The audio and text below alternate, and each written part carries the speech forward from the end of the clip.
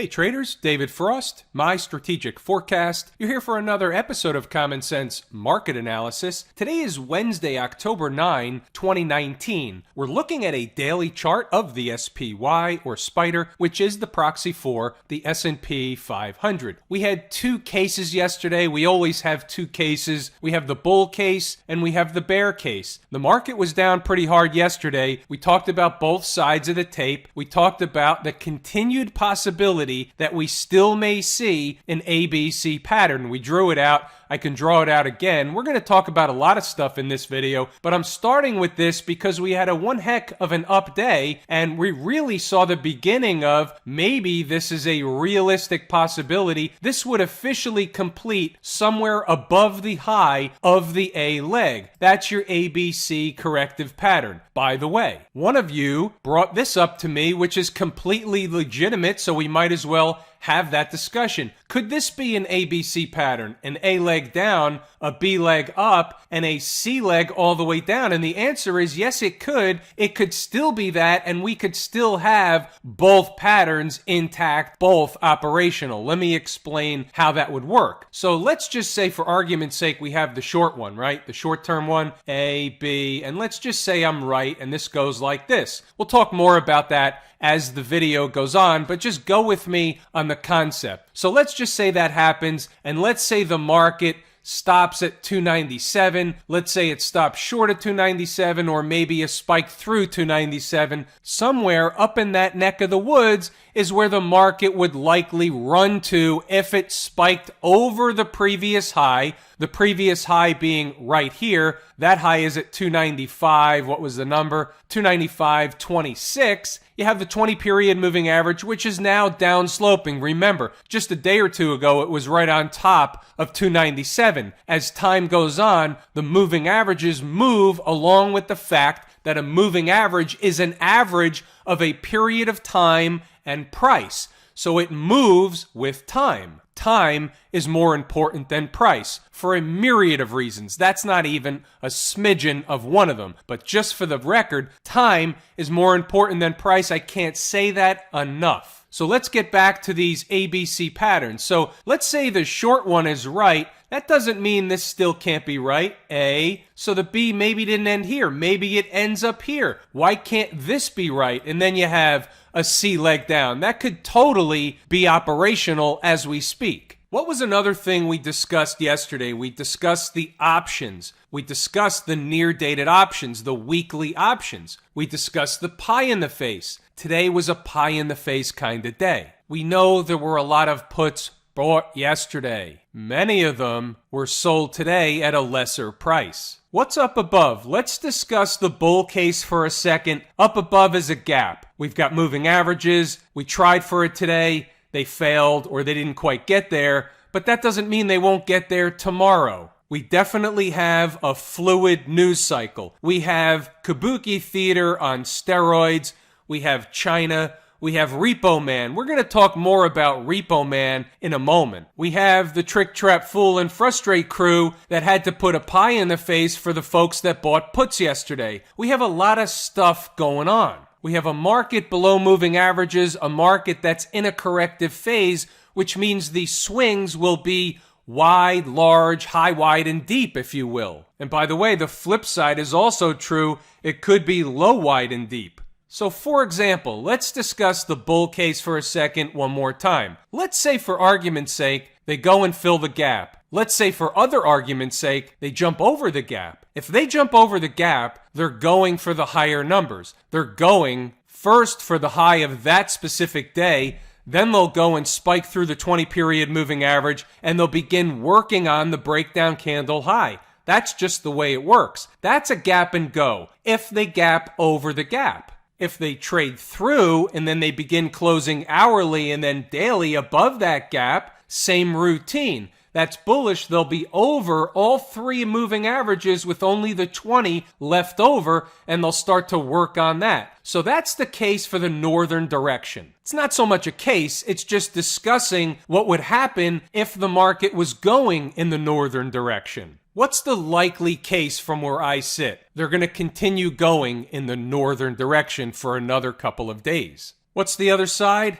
yesterday's low. Getting below, closing hourly, and then certainly daily below yesterday's low. Watch out below. They'll open the trap door and they'll run right down to the 200 period moving average. In my opinion, this is not from a technical aspect. This is from an opinion/experience. This is not necessarily a moving average. I would be interested to participate on the long side. We already came up close. I think if they open the floodgates, I think they cut through the 200 period moving average like a hot knife through butter. That's not a trade. That's not a guarantee. That's a just saying. Little bit of a different look. We'll take a peek at the 120-minute chart. So you see a convergence of moving averages once again. We've seen the convergence of moving averages for a few days now. So this one is the 50 and the 200. There's a gap up there. That's where it looks like the market wants to go. Let's discuss the other side. If it can't fill the gap, if the spider cannot fill that gap up above, that's a weak market.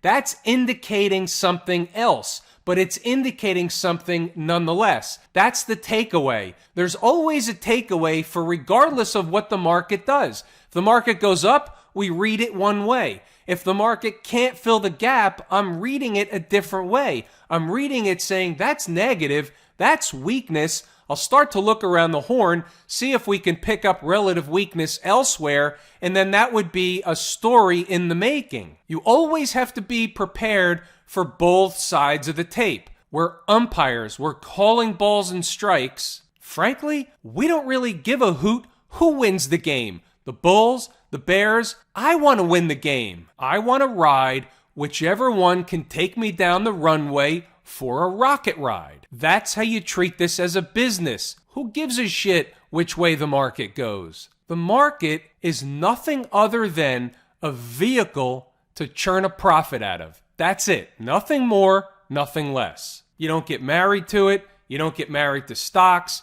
You don't care about them. You know why? Because they don't care about you. We use them for profit, but we have to use them in a good way. We're not users and abusers. We want to use them in a relationship. We want to have a relationship with the charts. We want to have an understanding with the charts. My wife is jealous about my relationship with the charts. All right, let's move on. What about the hourly chart? Similar to same routine. There's a gap above. Are they going to do the gap, gap above the gap, or not be able to get to the gap, which in and of itself is a whole nother ball game. There's a 100 period moving average sloping down toward price. It's right above the gap. So you can see under normal garden variety market conditions, there should be overhead resistance in that price zone. Gapping above it, totally different story. That's bullish on its face. What's doing over in Camp IWM? So we're seeing something interesting. We're seeing the IWM lag the market or lag the S&P in terms of percentage. So that's interesting. It's of note. It's a puzzle piece. It's on the table. Look how far away we are from the moving averages. Look how far away we are from the gap that we just discussed. It's the same gap. It's just a different chart, but it's the same day. It's the same thing. So look how far away we are. We're in a different position in the IWM. It's of note. It's a puzzle piece. It's on the table. Here's an hourly chart of the IWM. So this is interesting. So we basically have a flagpole and a bear flag pattern. Now, we have a similar pattern in the SPY. We'll go back and take a look at it just so we can see a visual. So it's a similar pattern. We're just grinding higher in the SPY, but we can certainly make the case of a similar nature like this, that this is a bear wedge pattern, a bear flag pattern that's crooked. Call it whatever you want. It doesn't matter. It's really the same routine. The point that I want to make is the IWM is weaker. The IWM is having trouble getting off the mat. What does that tell us? It tells us that until and unless the IWM catches up and starts leading in the northern direction, that the market is likely weak, and this bounce is a corrective bounce in a continued downtrend by and large. That's the way I'm reading it today. That's what the IWM chart says when I consider all the other things. That's my approach. That's in my mind. It's a dangerous place to be, but take it for what it is. That's my thinking. What's going on down over in the transportation department? So it's a little bit of a different story. The chart is really in the same position as the IWM. However, today it was up on par with the SPY. So we're not going to really take too much away out of that. It's a leading indicator, but it was up on par with the market. So it's not a positive, it's not a negative, it's just a neutral. It's a spinning its wheel in the sand. We'll wait for another day. If the transport should want to give us any additional information, we'll take it. Didn't give it to us today. Similar to the SPY, didn't fill the gap, actually came closer than the SPY did to its gap. So it's not all that bad. So the takeaway from this chart is it's close to filling the gap. They would likely fill the gap, 80-20 rule. 80% of the time, they're going to go get that gap at a minimum. 20% of the time, they're so weak that they're just going to fall away and collapse. That's the 80-20 rule. That's the way I see the transports right here, right now. How about the Qs out in Silicon Valley, the tech space? Anything different, anything new? Is it providing us any puzzle pieces? Not really. We already have some on the table. It's below the trend line. Into the moving averages, we're sandwiched in between. We can't really make a determination of that one way or the other, so we'll just discard it. We'll ignore it. We'll forget about it. We'll wipe it off. We'll swipe it to the right. Or is it to the left? I don't know. I'm not in that game. But either way, the Qs were up about, like the transports, on par, give or take, with the SPY. So we're not really getting any new information. This was everything was up today, so everything was up today type of market. Little bit of short covering, little bit of panic buying, little bit of rumor mill. We're waiting on China. We're not waiting on China. The media is waiting on China. We don't give a hoot what they do or don't do with China. XLF, same routine. It was up about 1%. No change, no different story than the other charts.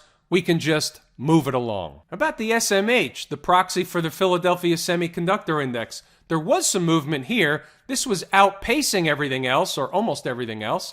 So up 1.7 or so percent today. Again, the SMH really isn't in that bad of shape. You can look at the SMH. In fact, if you are playing the umpire, you have to look at the SMH and say, just like we took a look at a bearish wedge pattern, isn't this a bullish wedge pattern or a bull flag pattern setting up for another move higher? Well, it is until it's not. We have to recognize it. We're calling balls and strikes. We certainly don't want to be known as the umpire that gave a home job. Similar routine with a gap, came close, didn't fill it, it's close by, they should fill it. But however, we must put the SMH on the table as a puzzle piece, but it's on the bullish side of the ledger. Here's a weekly chart. Look at it this way. What is this thing doing? First of all, it closed above the breakdown candle high. That's a positive. Now, we also have a flagpole, and now we have some kind of bullish pattern going on here. Bull wedge, bull flag, bull whatever. It's a bullish pattern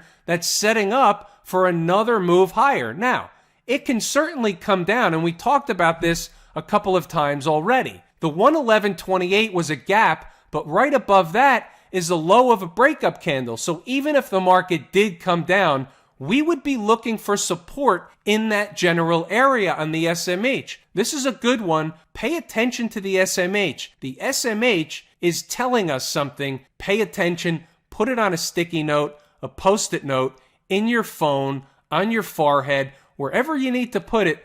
Look at the SMH. Look at the stocks in the SMH. Look at their charts. Do your homework. That's your assignment.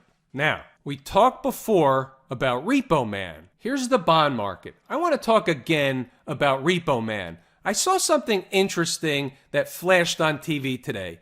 Again, I rarely ever have the sound on. In this particular case, I didn't have the sound on. It just happened to be something on the screen, and I happened to be looking at it. It happened to be something about Fed Chairman Powell, the repos, and he apparently made a comment to try and soothe the market. I don't remember exactly what the comment was.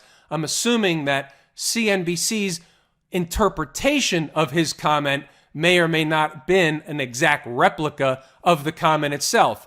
But it was something like this, and I'm paraphrasing it. We're not doing the repos because there's a problem out there. We're just adding liquidity to the market. Now, he said something totally different, way more eloquent than I could ever say, but here's the deal. I wonder if anybody bothered to ask him when they started doing the repos because there was a problem in overnight lending, which is the fact. Was it a coincidence, or did they plan on adding liquidity to the market that night anyway and just continue on? In other words, are we just brushing under the rug the Repo Man real problem? Probably. They always do that. Let me remind you of something that happened about 12 years ago. Some of you weren't trading back then. Some of you will remember this vividly. When the credit crisis first reared its ugly head, it was in the form of subprime mortgages. Sub as in S-U-B.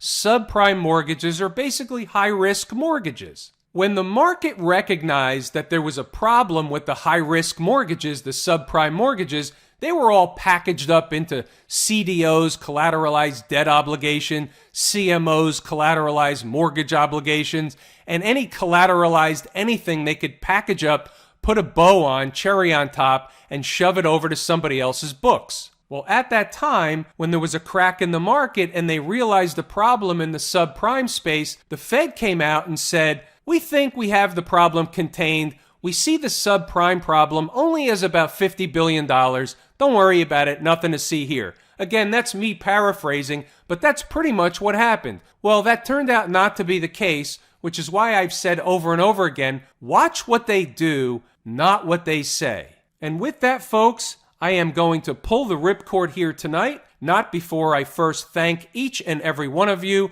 I appreciate each and every one of you. Without you, these videos are not possible. I'm David Frost, my strategic forecast. Thanks for tuning in for another episode of Common Sense Market Analysis.